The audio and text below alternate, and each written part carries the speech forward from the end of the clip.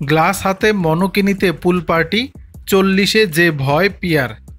মাস তিনেক আগে মা বাবা হয়েছেন পিয়া চক্রবর্তী ও পরমব্রত চট্টোপাধ্যায়।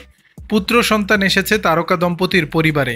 প্রথম সন্তানকে নিয়ে স্বাভাবিকভাবেই খুব খুশি নতুন বাবা মা। ছেলেকে কিভাবে মানুষ করবেন তা আগে থেকেই ঠিক করে রেখেছিলেন। যদিও এখনও ছেলের নাম প্রকাশ করেননি, তবে মুখ না দেখালেও ছেলেকে মাঝে মধ্যে প্রকাশ্যে আনেন জুটি। গত 16ই আগস্ট ছিল পরম পত্নীর জন্মদিন। হই হুল্লোড় করে দারুণ একটা দিন কাটিয়েছেন নতুন মাম্মা। সোশ্যাল পেজে একগুচ্ছ ছবি শেয়ার করেছে পিয়ার। কাছের বন্ধু বান্ধব নিয়ে বিশেষভাবে দিনটা কাটিয়েছেন। পুল পার্টিতে জলকেলির মাঝে গ্লাস হাতে মনোকিনীতে পোজ দিতেও ভুলেননি পরমপত্নী।